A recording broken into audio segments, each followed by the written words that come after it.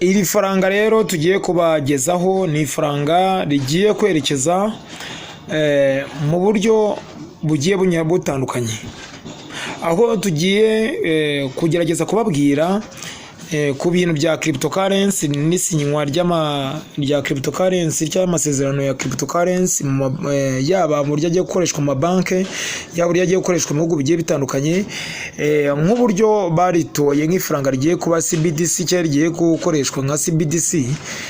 Hagati yaryo na Bitcoin hari amahirwe menshi yuko ayo mafaranga uko ari abiri cyangwa amacoins uko ari abiri agira ifaranga rimwe rigiye kwifashishwa mwayo mafaranga yose.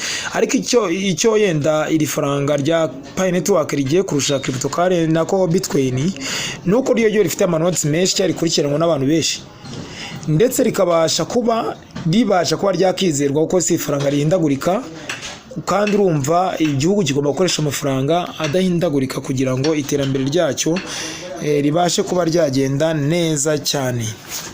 Gusa mbashimiye rero mwe mudukurikirana umunsi ku munsi, ndabashuje nshuti bavandimwe kudukurikirana kwanyu n'iby'agaciro, yaba mwe muherereye mu mpande zose z'isi, yaba mu bihugu bigiye bitandukanye, yaba ku migabane igiye itandukanye, mwese turabasuhuje.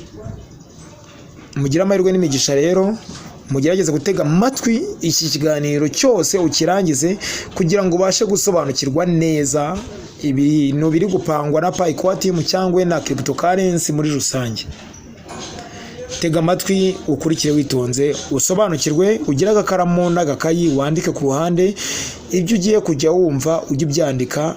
Kwandika biguha kutibagirwa. Mutege amatwi neza, mwumve, musobanukirwe neza. Bakundwa Pioneer, mbazaniye inkuru nziza cyane y'umushinga wa Pi Network cyangwa y'amakuru mashya Donald Trump yasinyiye kugira ngo tubashe kuba twayabonamo ifungurwa rya Open Mainnet cyangwa yenda ryo kuba iri faranga rya Pi Network ryabasha kuba ryakoreshwa ku isi yose nk'ifaranga riri stable coin cyangwa riri cryptocurrency, ariko benshi bagiye kuryifashisha nka digital currency mu buryo bwo kugira ngo ibihugu bibashe kuba byahindurirwa ubuzima ndetse n'iterambere ryacu ribashe kuba ryagira ubundi buzima runaka rigenderaho. Tugiye tugasanga rero tukareba iyi nkuru rigera rino sinwa ry'aya mategeko ya cryptocurrency. Donald Trump ejo bundi akimara gutorwa bukeye bwaho nibwo yasinye, ryaragiraga ati timane waryanditse mbere na mbere kugira ngo mbabwire buriya byiza biba byiza amakuru tubabegiye ahantu yaturutse kugira ngo mubashe kwa mwayakurikirana. Ibiganiro tugiye gukurikirana ikiganiro cya Donald Trump asinya no masezerano, turebe ibyo byanditswe ibyo bikubiyemo ndetse n'inyungu natwe tubifitemo. Ikindi kintu cya kabiri, turagerageza dusobanukirwe icyo bita GCV ndetse n'ikigamije n'agaciro kayo, kuba twarabashije kuba twamayininga Pi Network ndetse agaciro ifite yo nakahe, kugira ngo tubashe gusobanukirwa neza mu buryo burambuye cye mu buryo bwimbitse. Iri faranga rero rya cryptocurrency ni faranga ryiza cyane, kandi ni faranga ibihugu byinshi bigiye kwifuza gukoresha, n'ibihugu bimwe na bimwe bitayimenye ni ibihugu bigiye kurikoresha. Twagiye tubona imishinga myinshi, amakampani menshi, business menshi, ndetse n'amavuriro menshi n'amashuri menshi. Ibyo byose ni ibintu byagiye bigaragaza ko byiteguye gukorana n'umushinga wa Pi Network nk'ifaranga riri stable coin, ku buryo ubuzima bwabyo butagira impinduka zijya hasi, ahubwo bugira impinduka zijya hejuru gusa.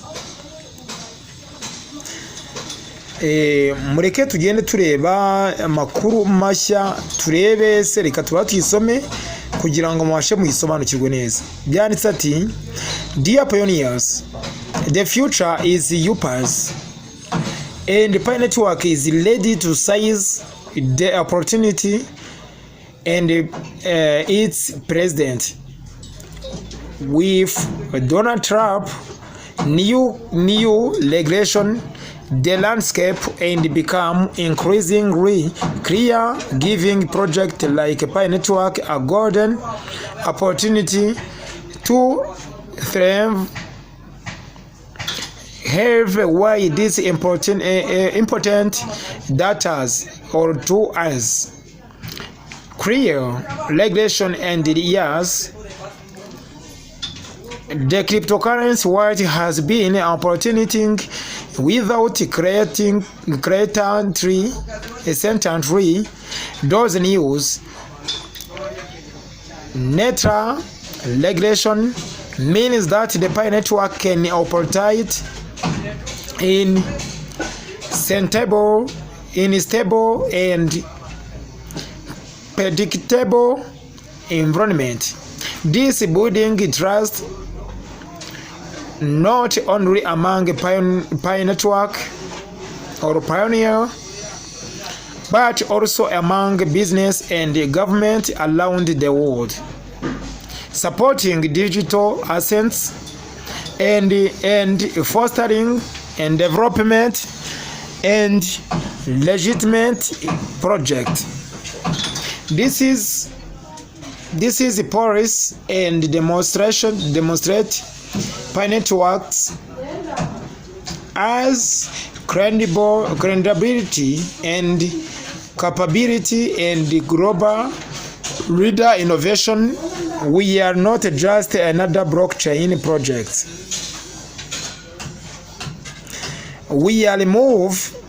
Your movement with real impact in the world.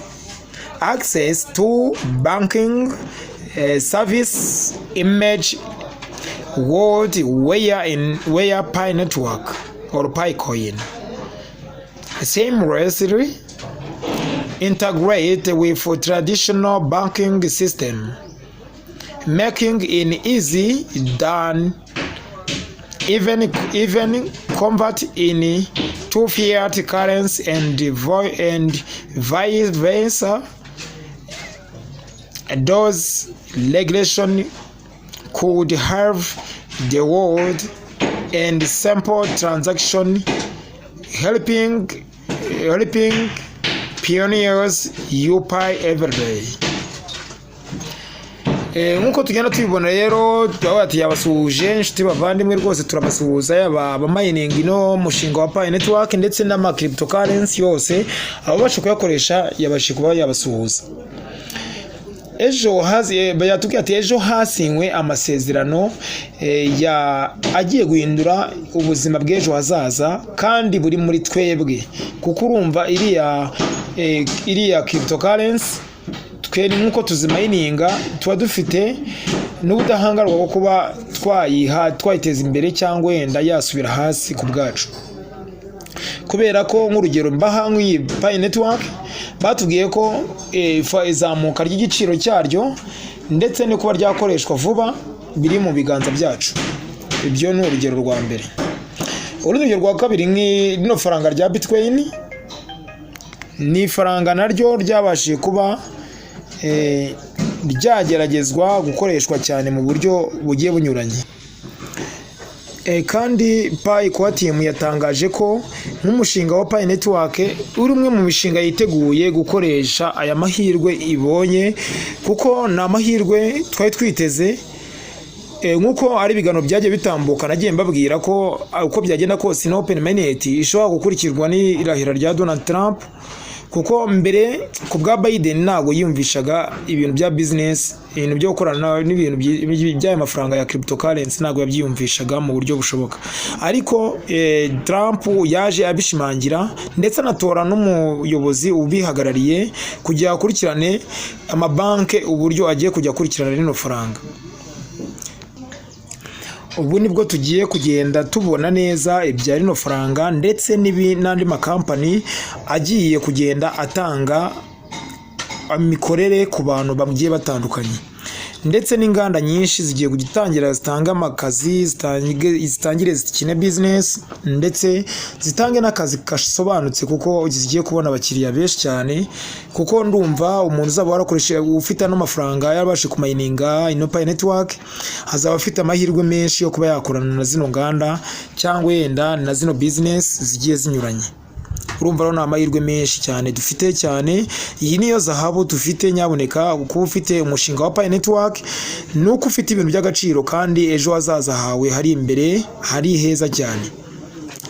Impamvu rero ni nyinshi cyane ushobora kumva ko ugomba kumayininga uyu mushinga, kuko bidufitiye umumaro mwinshi. Ni nayo mpamvu tugomba kumayininga uyu mushinga, kubera ko hari impinduka utuzaniye, hari impinduka nziza cyane uyu mushinga ugiye kutugezaho mu buryo budahinduka. Murabyumva ko Pi network yiteguye cyane gukorana n'inganda nyinshi. Haciyemo imyaka myinshi rero guhera 2009 gutyo, isi ya cryptocurrency ikora idashidikanywaho. Nibyo mpamvu babonye ko rino faranga rya cryptocurrency rishobora kugira agaciro cyane, rikabasha kuba ryakoreshwa nk'ifaranga mu buryo busanzwe, kuko babonye ko irishobora kugirirwa icyizere kigiye gitandukanye. Ubuzima rero turi kuganamo, nyaboneka wowe utaramayininga iyi Pi network cyangwa utaramayininga crypto n'imwe, nyaboneka ni ko nakugira inama yuko wamayininga kugira ngo ubashe kugendana n'ibihe bigezweho, ko ejo hazaza hatazagutungura usigaye wibuze mu iterambere rigiye kuza ejo hazaza. Ibi rero bikaduha icyizere cyane cyo kugira ngo twibashe kuba twakizerana nk'abapiyoniya, yaba no muri guverinoma, yaba no mu bacuruzi bagiye batandukanye, yaba muri opportunities zimwe na zimwe tugenda duhabwa muri serivisi zigiye zitandukanye, yaba iz'ubuvuzi, yaba izo kwiga n'izindi nyinshi zigiye zitandukanye. Ibyo ni ibintu biduha icyizere yuko tugomba kwizerana, tukabasha kuba twakoresha ifaranga rya cryptocurrency kugira ngo isi yose ibashe kuba yakizerana mu buryo bugiye butandukanye. Iri faranga rya cryptocurrency kuba atarizi rero ni ifaranga riguha ubwigenge wowe ubwawe, nk'uko turi gukoresha dukoresha Web3 muri Pi network. Ni uburyo bw'ibika ry'amakuru yawe, ni uburyo bwo gukoresha ino cryptocurrency mu buryo bwiza cyane, bwizewe cyane. Ibi byose no gushyigikira umutungo wa digital, niko ari kugenda abisobanura cyane, kugira ngo iyi si yacu ibashe kugira impinduka zigaragara n'amaso yacu. Ibi rero bikaba biduha icyizere yuko ari uguteza imbere imishinga yemewe, ndetse na politike ishobora kwerekana ubwizerwe bw'ubuyobozi ndetse n'abapiyoniya muri rusange. Ibyo byose rero bikaba bitugeza mu kuba twabasha kuba twayakoresha amafaranga yacu bitabashe kuba yenda byaduteza ingaru cyangwa byaduteza ingaruka zigiye zitandukanye. Nk'umuyobozi w'isi yose mu guhanga udushya rero, nibyo byagiye bigaragara yuko iyi faranga ari ikintu cyiza cyane rigiye guhindura ku buzima bwacu twese hamwe. Nyaboneka urumva ko ni ikintu cyiza kandi kigerageza kudufasha mu buryo bunyuranye. Ndizera ko rero wowe unyumva, narababwiye ati wowe ushaka kwiyandikisha mu bintu bya cryptocurrency, uzi ndaguha link ya Pi network, ugerageze ujye nawe umayininga, ucukure kugira ngo ejo bundi hazaza. Nyaboneka iyi Pi network izaba ihagaze igiciro cy'amafaranga 314,159 by'amafaranga ya Amerika, ariyo y'amadolari, ari cyo twita fiat money cyangwa fiat currency. Urumva rero ni ikintu cyiza kandi mwese mugomba kwitega. Nago rero uyu mushinga wacu wa Pi network urizewe cyane ku isi yose, kandi nubwo turi umushinga mushya wo kuza guhagarika indi mishinga, ahubwo turi umushinga mushya wo kuza kugira ngo uzane impinduka mu yindi mishinga. Kugera kuri serivisi za banki, tekereza neza isi aho igiceri cya Pi network kandi igiceri cya Pi Network gishobora kuba cyaguhuza n'amabanki cyangwa kikaguhuza n'amafaranga mu buryo bugiye bunyuranye, cyangwa kikaguhuza na serivisi runaka mu buryo bugiye bunyuranye. Urumva ufite Pi ufite ibintu by'agaciro.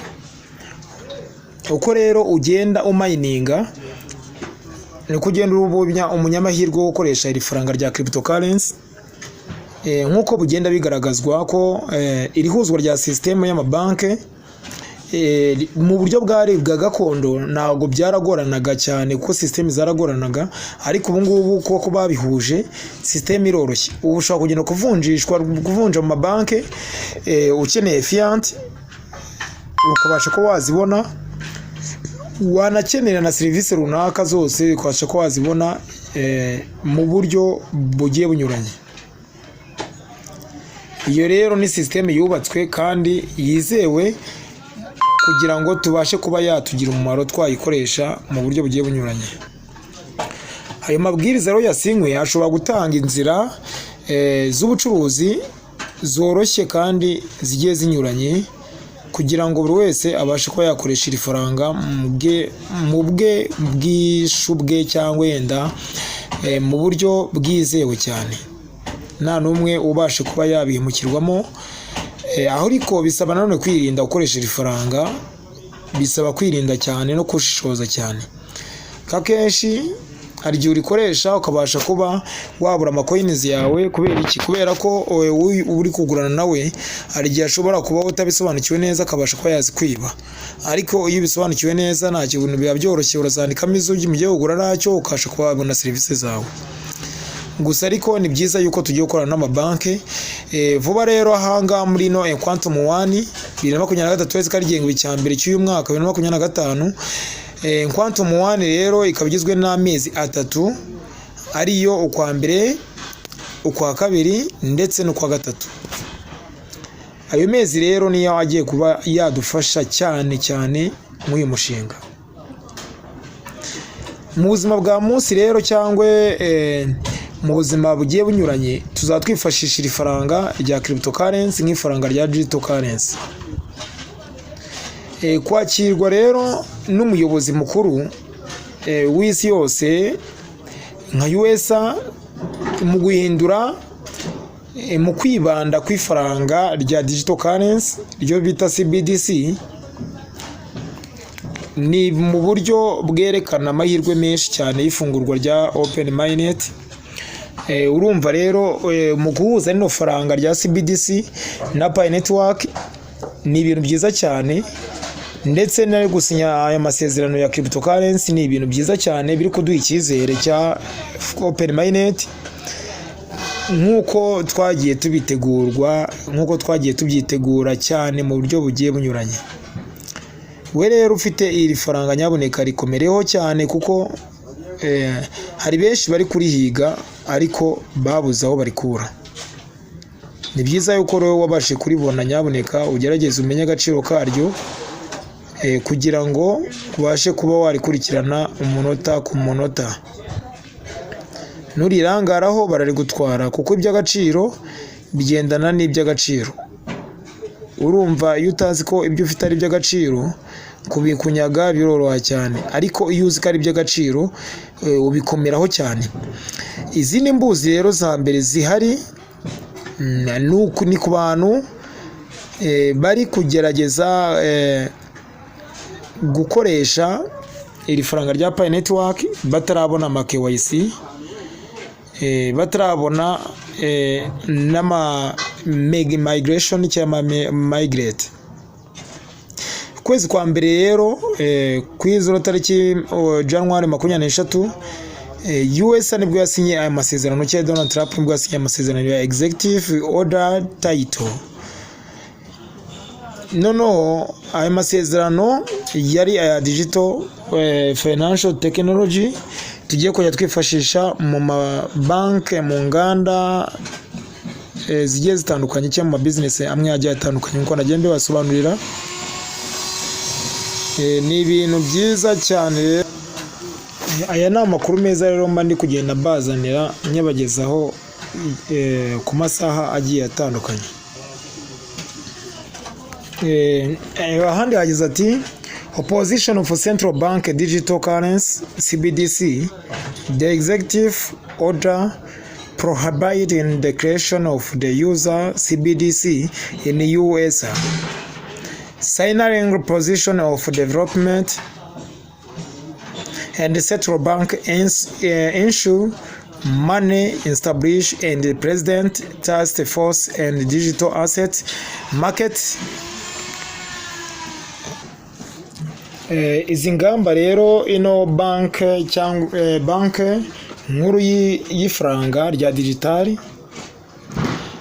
yashyizeho n'iteka ribuza gushiraho andi mabwiriza atari aya cryptocurrency cyangwa digital currency no gukoresha ni uburyo rero ni aya masezerano icyo yaragamije no kugira ngo iri faranga rikoreshwe mu buryo bwemewe kandi nama nyanga arijemo ndetse n'amabanke ajya rikoresha nk'ifaranga ryemewe kandi nk'ifaranga ribasha gukurikiranwa na za leta zigiye zitandukanye, kuko iri faranga ryari mu bwigenge bw'abanyiri kurikoresha n'abanyamuryango baryo, ariko ubu ngubu tugiye kuvugana ko rigiye gusa nk'iryinjira muri icyo bita CBDC, nk'uko iri faranga ryateganyijwe gukoreshwa muri Amerika nk'ifaranga rya CBDC ariryo batoye nka Pi Network ariryo rizakoreshwa. Urumva ni ifaranga rigiye kugira ibyo byinshi rihindura cyane. Iri faranga urumva ni ikintu kituye icyizere yuko ino cryptocurrency igiye kwemerwa mu buryo bumwe cyangwa ubundi. Iyi cryptocurrency rero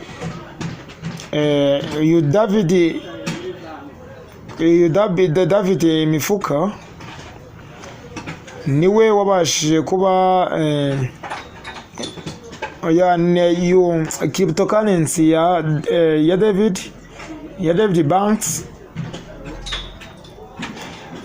niyo yabashije kugeragezwa muri ino senior ya office muri zino serivisi za agency zishobora kuba zagabanywa mu gutanga izi serivisi nk'urugero nk'amabanki, ama exchange ndetse n'ama moderation yandi agiye atandukanye.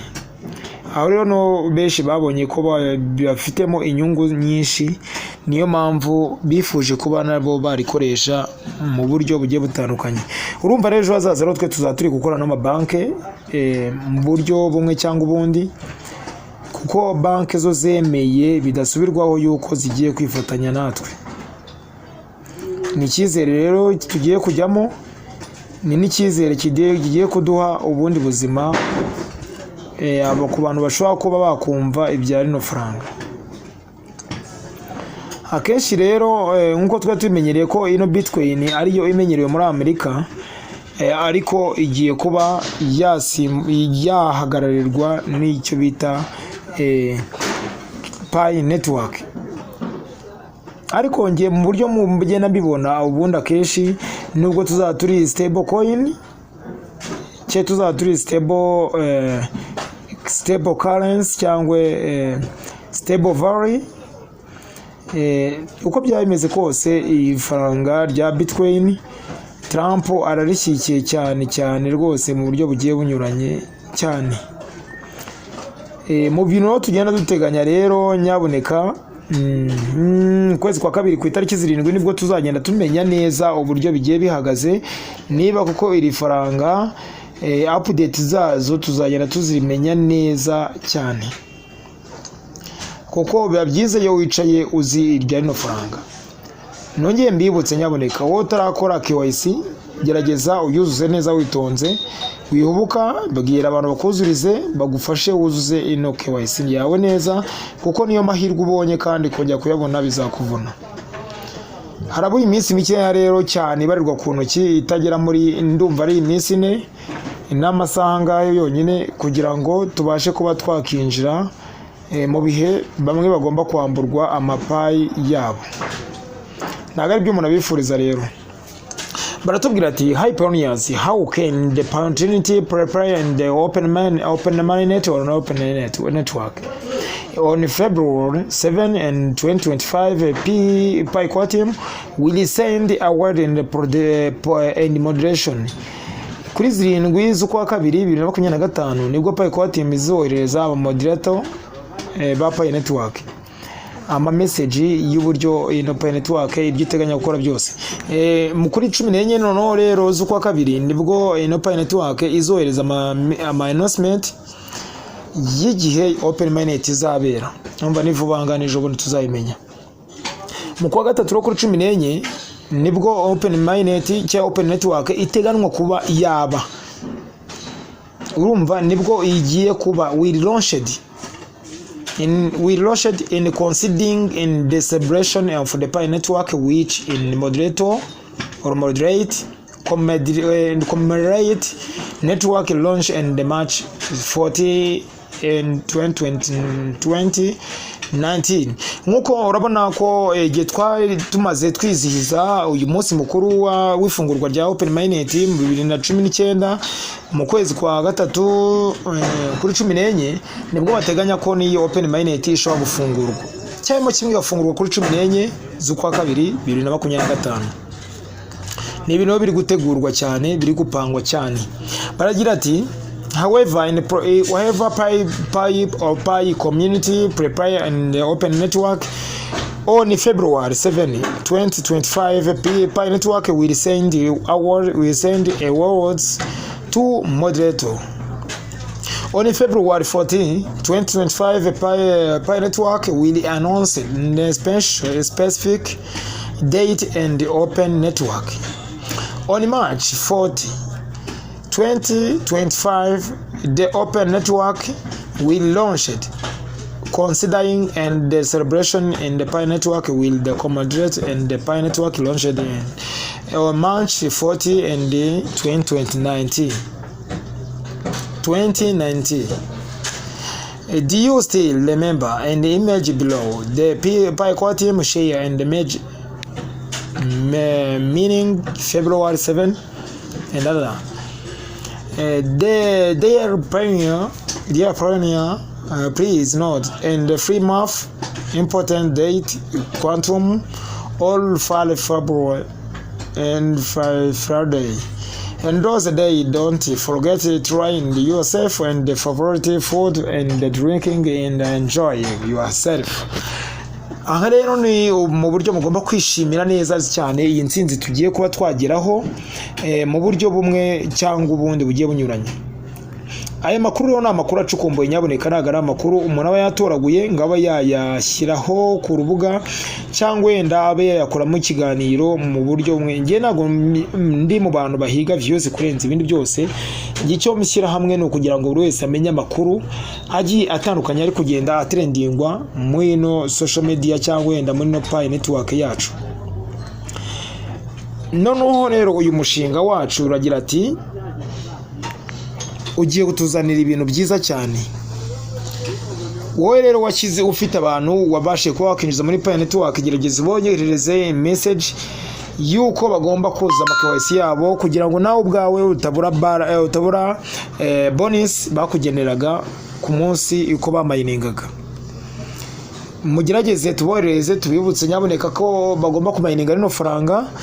Ababyanga ubunyine nakundi ubunyine turatwara abahombye, ariko byagenda kose bazagenda bicuza nyuma bamaze kufungirwa amakonti yabo. Urumva rero mwebwe mugerageze mwiyiteho kandi mumenye agaciro k'ifaranga mutunze. Bika password zawe, ubike wallet yawe neza ku buryo nta muntu ubasha kuba yayinjiramo. Ubike password yawe neza cyane. Hari amahirwe yagiye aza yuko guhindura password bigiye bikunda. Ibyo nabyo ni ibintu tugiye kujya turebanaho cyane ariko mugira amahirwe n'imigisha. Rero ibigano byacu nakagaruka tuzongera dusubire ejo cyangwa wenda mu bindi biganiro bijye binyuranye mu bikurikirane mu kanya gato ngiye kwagezaho ikiganiro cya politique kugira ngo mwashe kuba mwasobanukirwa neza cyane mu buryo bunyuranye. Mugira amahirwe n'imigisha rero.